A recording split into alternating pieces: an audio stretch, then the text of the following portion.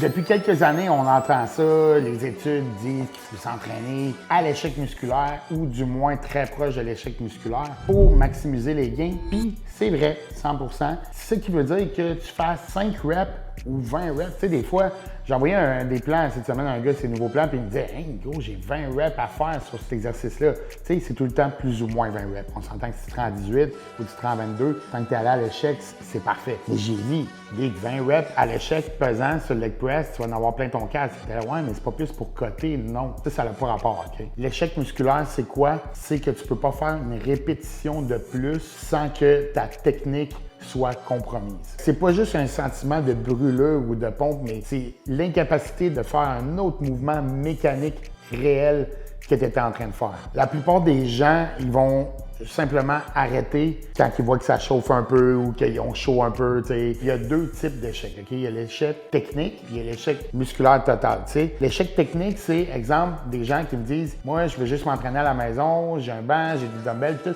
C'est le fun, c'est bien s'entraîner à la maison, c'est mieux que rien pantoute. Par contre, quand tu es un débutant et que tu n'as pas une technique qui est très optimale, ben on s'entend que, mettons, tu es sur un dumbbell press incliné au dumbbell. En partant, ta technique n'est pas super bonne. Fait que ton pectoral n'est pas super bien sollicité. Puis là, ta technique, elle va péter avant que tu ailles vraiment à la failure de ton pec. Ça, on appelle ça l'échec technique. Fait que c'est pour ça que c'est bon aussi les poids libres. Mais pour un débutant, je dirais, c'est un peu mieux de se tourner un peu plus vers les machines. Puis les poids libres, tu vas plus compenser aussi tout ce qui est muscle stabilisateur et tout, et c'est bon.